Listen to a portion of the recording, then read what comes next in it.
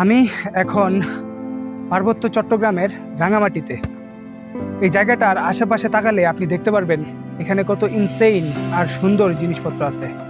আজকের ভিডিওটাতে আমি আপনাদেরকে নিয়ে যাব একদিনের একটা ট্রিপে, যেখানে আপনি দেখতে পারবেন রাঙামাটির বিভিন্ন ভ্রমণ স্পটগুলো এবং জানতে পারবেন এর ইতিহাস সম্পর্কে, যা হয়তো আপনি আগে জানতেন না।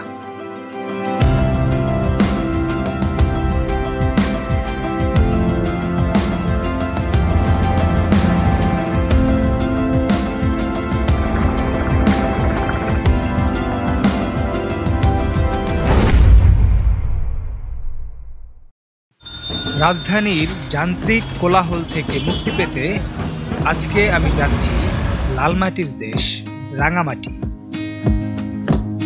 আজ আমি যাচ্ছি একটা ট্যুর গ্রুপের সাথে একদিনের একটা ট্রিপে। অল্প টাকার মধ্যে ঘুরে আসার জন্য ট্যুর গ্রুপগুলো একটি ভালো অপশন হতে পারে। একদিনের এই ট্রিপটিতে আমার খরচ হয়েছিল প্রায় 2000 টাকার মতো। 1500 টাকা ট্যুর গ্রুপকে দিতে হয়েছিল, আর বাকি 500 টাকা আমার নিজস্ব খরচ। ঠিক রাত 10:30 নাগাদ আমাদের বাস ঢাকার সায়দাবাদ বাস টার্মিনাল থেকে রাঙামাটির উদ্দেশ্যে আল্লাহর নাম নিয়ে যাত্রা শুরু করে।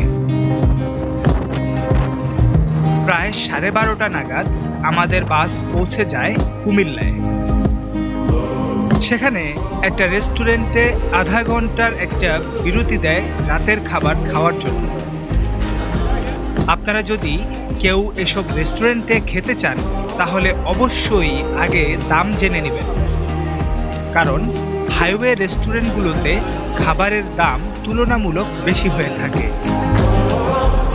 যাত্রা বিরতির পর আমাদের বাস আবার চলতে শুরু করে রাঙামাটির উদ্দেশ্যে। শুভ সকাল রাঙামাটি। এখন সময় প্রায় 6টার মতো বাজে। আমরা মাত্রই এসে নামলাম। কিছুক্ষণের মধ্যেই বোটে করে রওনা দেব আমরা কাপ্তাই লেকের বিভিন্ন স্পটগুলোর উদ্দেশ্যে।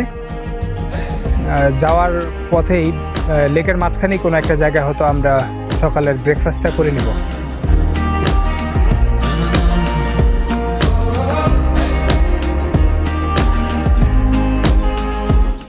কাপ্তাই লেক বাংলাদেশের সবচেয়ে বড় কৃত্রিম হ্রদ, যা রাঙামাটি জেলায় অবস্থিত।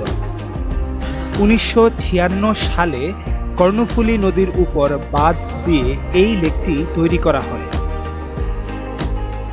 প্রায় 725 বর্গ কিলোমিটার জুড়ে বিস্তৃত এই হ্রদটি পাহাড়, জল আর সবুজে ঘেরা এক অপার সৌন্দর্যের নাম।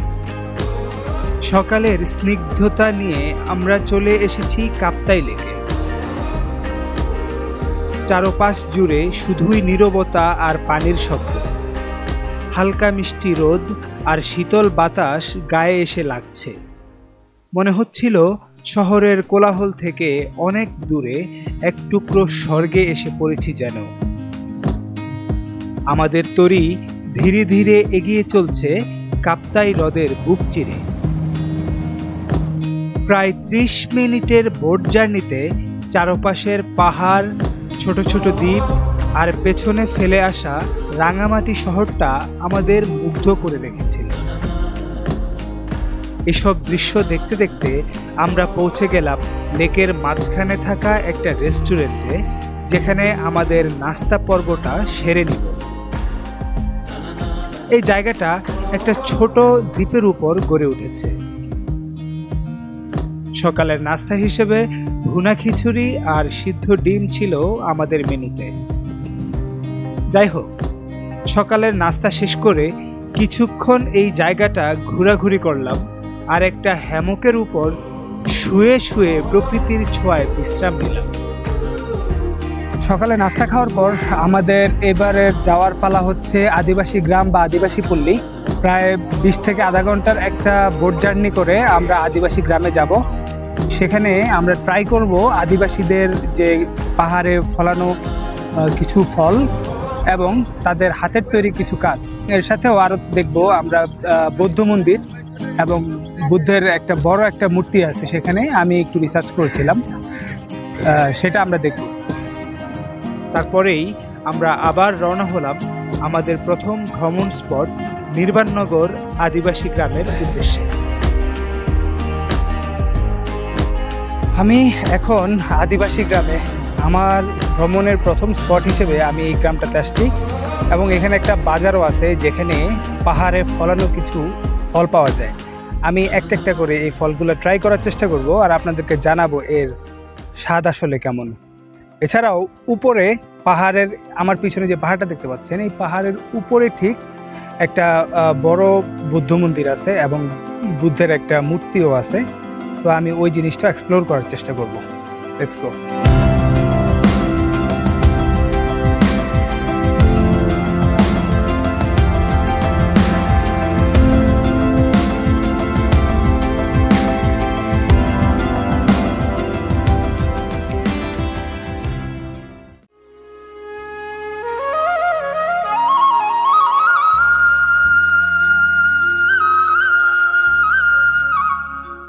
আপনি যদি কখনো রাঙামাটি ঘুরতে আসেন তাহলে এই আদিবাসী বাজারটি আপনাকে একবার ঘুরে যেতেই হবে।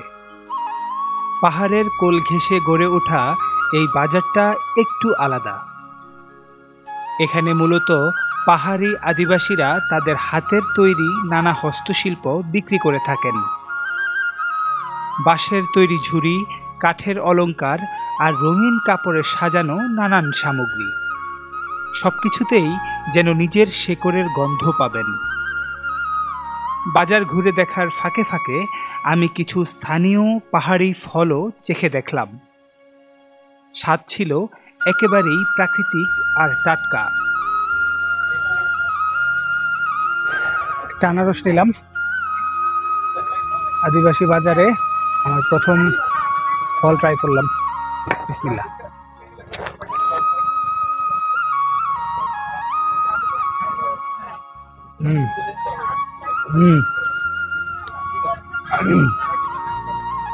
মিষ্টি, যথেষ্ট মিষ্টি। এরপর কিছুটা পাহাড় বেয়ে উঠে গেলাম এই পাহাড়টার চূড়ায় থাকা বুদ্ধের এক বিশাল মূর্তি দেখতে, যেটা কাপ্তাই লেক থেকেই দাঁড়িয়ে থাকতে দেখা যায়। সবুজের মাঝে সোনালী রঙের সেই বুদ্ধ মূর্তিটি সত্যিই নজরকাড়া। দাঁড়িয়ে আছে শান্তভাবে, মনে হচ্ছিল হাজার বছর ধরে পাহাড় আর হ্রদের সাক্ষী হয়ে আছে। কিছুক্ষণ ঘোরাঘুরি আর উপর থেকে চারপাশের ভিউ দেখার পর আবার ফিরে এলাম আদিবাসী বাজারে। এই আওয়াজটা কোত্থেকে আসে? এখানে ফিল্টার আছে। ফিল্টার আছে? এখানে সিদ্ধ আছে। আমি ধরে টান দিতে হবে? আওয়াজ নাকি হাওয়া লিক করে, মানে একবারে ভিতর টান দিতে হয় তোমার।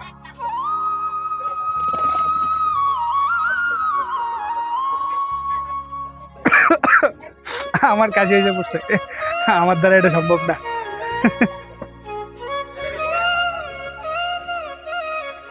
না, এবার বেশ ক্লান্ত লাগছে।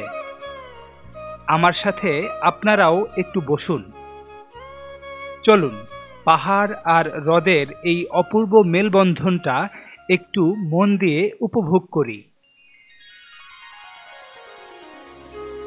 আদিবাসী বাজার দেখা শেষ করে এবার আমরা রওনা দিলাম শুভলং ঝর্ণার উদ্দেশ্যে। আর যাওয়ার পথেই কিছু মন ভালো করা দৃশ্যের ফাঁকে ফাঁকে আপনাদের শোনাই কাপ্তাইয়ের এক হৃদয় বিদারক ইতিহাস।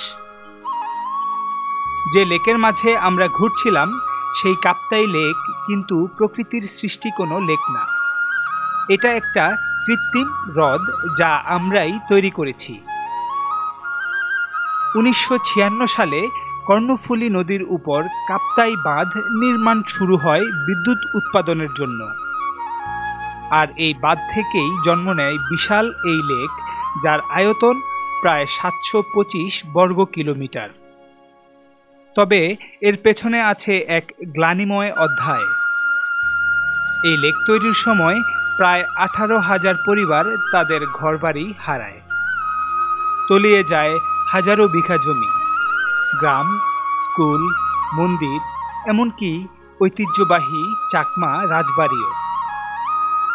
হ্যাঁ, রাঙামাটির ইতিহাসের গর্ব সেই রাজবাড়িও চিরতরে হারিয়ে যায় পানির নিচে। এই অপার সৌন্দর্যের পেছনে লুকিয়ে আছে হাজারো মানুষের কষ্ট, বিসর্জন আর স্মৃতির চাপা কান্না। এরই মধ্যে আমরা চলে এলাম বড় শুভলং ঝর্ণায়। দুর্ভাগ্যজনক হলেও সত্যি এখানে এক ফোঁটাও পানি নেই। তবে ভরা মৌসুমে এই ঝর্ণাটির রূপ আপনাকে মুগ্ধ করবেই। কিছুটা হতাশ হয়ে আমরা চলে গেলাম ছোট শুভলং ঝর্ণায়। যাক, এই ঝর্ণায় অন্তত কিছুটা পানি পাওয়া গেল। ছুটির দিন হওয়ায় আজকে এখানে অনেক মানুষ আর ভিড় ছিল। আমিও এই ঝর্ণায় কিছুটা গা ভিজিয়ে নিয়েছিলাম। সোলো ট্রাভেল করায় সেই ভিডিওটি ধারণ করা সম্ভব হয়নি। পানি অল্প থাকলেও গায়ে পড়লে বোঝা যায় পানির প্রবাহ আসলে কতটা তীব্র। গোসল শেষ করে আমরা আবারও চলে গেলাম সেই রেস্টুরেন্টে যেখানে সকালের নাস্তা করেছিলাম। আজকের দুপুরের মেনুতে ছিল ট্রেডিশনাল ব্যাম্বু চিকেন, ভর্তা আর ডাল ভাত। রাঙামাটি এসে যদি আপনি ব্যাম্বু চিকেন না খান তাহলে রাঙামাটি আসাটাই যেন বৃথা হয়ে যায়। দুপুরের খাওয়া শেষ করে আমরা আবারও রওনা দেই বোটে করে। আর এবারের উদ্দেশ্য রাঙামাটির প্রধান পর্যটন স্পট ঝুলন্ত ব্রিজ। রাঙামাটি যারা ঘুরতে আসেন, পর্যটক যারা আছেন, তাদের কাছে রাঙামাটির ঝুলন্ত ব্রিজ বা ঝুলন্ত সেতু, এই সেতুটি একটি প্রধান আকর্ষণীয় একটি জায়গা। রাঙামাটি যারা ঘুরতে আসে কেউই এই জায়গাটিকে মিস দেয় না। এই সেতুটি লম্বায় প্রায় 335 ফুটের মতো, যেটা রাঙামাটির প্রায় শেষ প্রান্তে অবস্থিত। একদিনের এই ট্রিপটাতে আমরা এই সেতুটা সম্পর্কে আজকে বিস্তারিত জানার চেষ্টা করব। রাঙামাটির সবচেয়ে দর্শনীয় ও জনপ্রিয় স্থানগুলোর মধ্যে অন্যতম এই ঝুলন্ত ব্রিজ। 1984 সালে নির্মিত এই ব্রিজটি মূলত কাপ্তাই হ্রদের দুই প্রান্তকে যুক্ত করার জন্য তৈরি করা হয়েছিল। যদিও এখন এটি পর্যটকদের জন্য একটি আকর্ষণীয় স্পট। প্রায় 33 মিটার দৈর্ঘ্যের এই ব্রিজটা সময়ের সাথে সাথে রাঙামাটির একটা প্রতীক হয়ে উঠেছে। আজ এখানে শুধু স্থানীয়রাই নয়, বরং দূর দূরান্ত থেকে ঘুরতে আসা পর্যটকরাও পায়ে হেঁটে উপভোগ করেন লেক আর পাহাড়ের অপার সৌন্দর্য। ব্রিজের এক প্রান্তের উপরের দিকে গেলে আপনি ছোটখাটো একটি বাজার পাবেন, যেখানে বিক্রি হয় নানা পাহাড়ি ফল আর উপজাতিদের হাতে তৈরি হস্তশিল্প। আমি এখানে বসে পাকা পাহাড়ি জাম খেলাম। রসালো, মিষ্টি আর একেবারে টাটকা। এই স্বাদ সত্যিই মুখে একটা অন্যরকম তৃপ্তি এনে দেয়। ঝুলন্ত ব্রিজ ঘোরা শেষে আমরা চলে এলাম পলওয়েল পার্কে। এই পার্কটা কাপ্তাই লেকের পাড় ঘেঁষে ছায়া ঘেরা এক নিরিবিলি জায়গায় গড়ে তোলা হয়েছে। পর্যটকদের বিশ্রাম, ঘোরাঘুরি আর বাচ্চাদের খেলাধুলার জন্য তৈরি করা এই পার্কটা আসলে একটা পারফেক্ট জায়গা রাঙামাটির ভ্রমণ শেষ করার জন্য। আপনি চাইলে সারাদিনের ক্লান্তি ভোলানোর জন্য এখানে গোসলও করতে পারেন। এখানে বসে থাকলে পার্কের এক পাশে গেলে আপনি দেখতে পাবেন পলওয়েল পার্ক লাভ পয়েন্ট। অনেক কাপলরা এই লাভ পয়েন্টে এসে তাদের নাম লিখিয়ে তালা মেরে যায়। তাদের ধারণা এটি তাদের সম্পর্ক আরো দৃঢ় করবে। যাই হোক, আমরা আমাদের ভ্রমণের একেবারে শেষ প্রান্তে চলে এসেছি। পার্কের ভিতরের বিভিন্ন কারুকাজ আর লেকের বাতাস আপনার মন শান্ত করবেই। আমার আজকের এই ভিডিওটি যদি ভালো লেগে থাকে তাহলে অবশ্যই সাবস্ক্রাইব করতে ভুলবেন না আর লাইক কমেন্ট করে পাশে থাকবেন।